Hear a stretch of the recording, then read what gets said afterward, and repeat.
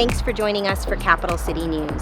With more and more people trying to adjust to this new normal, and while people are gathering and protests are continuing throughout the summer, COVID-19 is on an upward trend with an increase in cases. Help keep our community safe and our economy up and running by following the guidelines.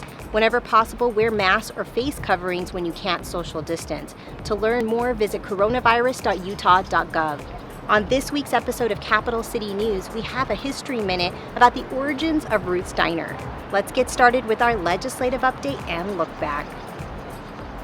At its July 7th meeting, the City Council received an update on the newly created City Commission on Race and Equity in Policing, discussed a timeline for the financial audit of the Salt Lake City Police Department budget, extended the mayor's local emergency proclamation for COVID-19 until August 14th, and set the date of Tuesday, August 11th at 7 p.m. for a Truth in Taxation public hearing, among other business. To learn more, visit slc.gov/council. The Salt Lake City Council hosted their first Ask Me Anything Facebook Live event on the city's police budget and efforts to address racial equity in the city. Council members Chris Wharton, Ana Valdemoros, and Amy Fowler were on hand to answer questions and talk about next steps. We really believe our residents are calling on us to address racism and systemic inequality in Salt Lake City, and we hear you, and we want to respond to those calls, and we will respond to those calls. We started this budget process with a review of police budgeting policy and future practices. It does not end there. We are going to continue to work in collaboration with the mayor's office, with the public, with the Commission on Racial Equity in Policing, and this will be an ongoing and widening process as we work to root out inequality in Salt Lake City and build a more equitable and just society for all of our residents. Thank you so much for tuning in. And again, we hope to have more of these in the future, and we hope that you'll join us for those as well. Local artists, designers, and community members are invited to help design a Black Lives Matter mural directly off the east side steps of the Salt Lake City and County building. Applications to participate are open through July 15th at 5 p.m. The artwork is intended to be a symbolic step to say Salt Lake City believes Black Lives Matter. There's work to be done, and the city is committed to real change in the community. 8 artists will be selected to fill 2 letters each.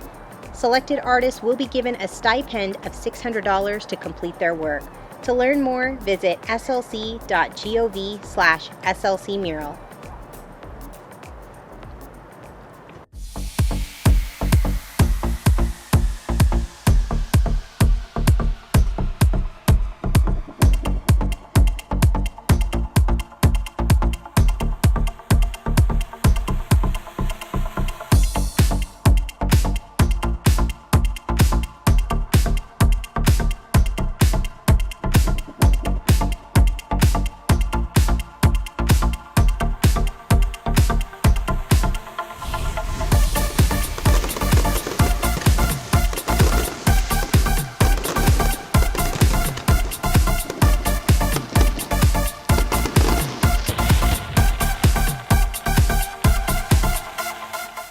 For this week's Capital City News interview, we hear from Salt Lake City Mayor Erin Mendenhall about the District Attorney Sim Gill's findings in the recent Bernardo Palacios case.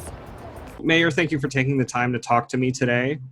There's a lot of things on people's minds and a lot of questions that we have. And I think the first is, what's the mechanism in the system that allows something like this to happen? Is it the DA? Is it police training? Is it our policies? Is it state law? What's actually the problem here?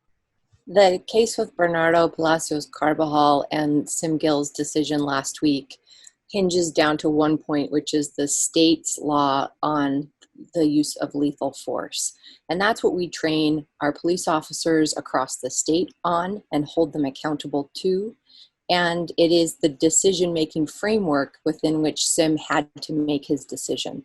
So I think that the DA did his job as we elected him to do within that legal framework He showed that our police officers also did their jobs according to the training based on that state statute, and therefore they're accountable within that framework and they were justified. Now, I know that doesn't feel like justice to a lot of people who are hearing on our streets and in the public forum. So the system, and when you ask about how does this happen, that's how it happens, and that's how it has to change too. The destruction that we saw last week after his decision does nothing to affect the change. Sim has talked about wanting to work on that state code with our legislators. I also want to see that state code change, and I know that many people in Salt Lake City do too, and beyond. Even though Sim Gill found the two officers justified in their actions regarding the death of Bernardo Palacios-Carbajal, this does not mean that this is over, that this conversation is being set down. I think, on the contrary, as we've been saying since before the DA's decision, the state code that stipulates the legality of officers using lethal force is much broader than it should be. If we are to tighten this up technically, we're just beginning that review, and we invite the public to help us in the technical review of it. It needs to be safer for the public and also for the public safety officers. We can't do these revisions at the expense of one or the other. But I want people to know that that justified ruling by the district attorney does not mean that this conversation is over. For people who are hurt and angry, what do you think is the most effective way for them to help participate in creating change? I know that this is going to sound like a lot, but we've got city level work to do, and our Commission on Racial Equity and Policing that is coming together right now, and it's going to be a very broad coalition, is also going to invite community voices from time to time to give them feedback and ideas. People can engage at that level. They can engage with the city on our upcoming equity master plan. And this is going to talk more about city policies, city investments that we make, our approach to hiring people who we consider successful candidates. Folks can participate in that. Up to the state level with the legislature, this is where the post training is decided, which is the officer training throughout the state of Utah. It's also where that use of lethal force statute rests, as well as a few other statutes that can come into play under circumstances like this. So engage with your legislators, your senator, your representative, and the governor. And I think that incoming governor, whoever that might be, I won't make any predictions, but I think it's pretty clear that we have a change happening with the people of Salt Lake, with the people of the state of Utah, and we need to see that reflected in our legislatures. There's a lot of levels of government that need to work on this, and a lot of people are asking, what concrete, meaningful steps is your administration making now to ensure that things like this don't happen in our city again? There are many meaningful steps that Salt Lake City is taking right now. One of those is with our Police Civilian Review Board. That's a volunteer body that sits outside of the police department and has the opportunity to review any officer-involved critical incidents and give employment recommendations to Chief Brown. That work is happening right now on the Bernardo Palacios-Carbajal case. We expect a decision from them by midday tomorrow. If people want to participate in that board, we would like to increase the diversity of representation on the board. And you can go to SLC Boards and Commissions, fill out the application, and be considered there.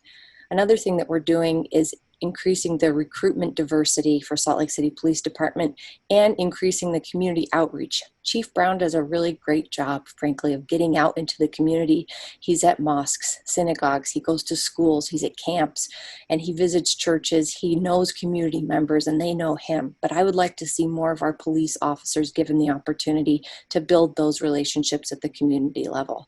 The legislative piece cannot be understated, and our Commission on Racial Equity and Policing will be making legislative recommendations for Salt Lake City's legislation as well as for the state statutes. They'll also be looking at our policing culture and the budget, and they'll be giving us those recommendations in a rolling, ongoing basis, perhaps for the next year. And we're very excited and anticipate some great changes to come from their work, and we're ready to implement. So you've announced that we're going to be painting Black Lives Matter mural at Washington Square at the city, in front of the city and county building. Some are calling that performative. You've referred to it as symbolic. Can you talk to us about why we're doing that? Yeah, we heard from Black Lives Matter members and from business owners in the downtown area who were saying, why don't we do this as we saw other cities around the country do it? It is just a symbol. It's not any meaningful change. That's the change that we were just talking about and the change that will be ongoing. This is a piece of art. It's symbolic. And it's something that we heard from the community that they wanted to see, and people in Salt Lake City Hall in my office were embracing that idea. With everything going on, what do you think is the best place for residents to spend their energy to create change in the short term? I think a piece of what we've learned already from the movement that is afoot is that we need to be cognizant of our own privilege and of the lens through which we see the world. No matter what the color of your skin is, we are being asked to be more considerate of the circumstances of others, of the way that things are and the way that they are not for many of our neighbors and people in the community. I think that won't end. It shouldn't end, that self-evaluation. And then working outwardly, there will be a lot of work ahead of us. There is right now at the local level, at the grassroots level. Obviously, there's a lot of organizing happening, nonprofit level, and helping the city connect with our youth, helping us examine our policies, helping us examine how we operate to serve our citizens. It must change. We've known this and we've been talking about this. One of those opportunities I would like to ask people to be involved in is the creation of Salt Lake City's Equity Master Plan, which we got funding for back in March. That is going out to bid right now because no city should do their own evaluation of how equitable they are or are not. And when we bring that third party on, I'm going to ask Salt Lake City residents and all of our employees to help us create that master plan for Salt Lake City's future to be more equitable, more opportunities for everyone in the city. Thank you so much for taking the time to talk with us about these very important issues today. Thanks for having me on today, Brian. And now we go back in time for a History Minute. Ruth Evans was a cabaret singer in Salt Lake City in the 1910s, but by 1930 she'd transitioned into the business of selling hamburgers. She opened a diner in the Meredith building at 120 East 2nd. She became a local character and did her work feeding the girls from the House of Ill Repute just across the street from her diner. Eventually, the Meredith building was sold and demolished, so Ruth bought an old Salt Lake trolley car and in 1949 opened up Ruth's Diner up Immigration Canyon. She built herself an apartment in the back and lived there alone with her chihuahuas for almost 40 years, operating the restaurant the whole while. During the 50s and 60s, Ruth's became a popular hangout for college kids since Ruth sold beer and wasn't very picky about checking IDs. In 1977, she sold the restaurant to one of those local frat boys, but lived out the rest of her days behind the diner. She passed away in November of 1989 at the age of 94. Today, Ruth's is still a popular spot for Salt Lakers, and you can still dine inside that original Salt Lake trolley car. Thank you for joining us for another episode of Capital City News. Please tune in next time to get the latest on COVID-19 updates and resources. That's it for this week's episode. We hope you join us next time. For SLC TV, I'm Poonam Kumar.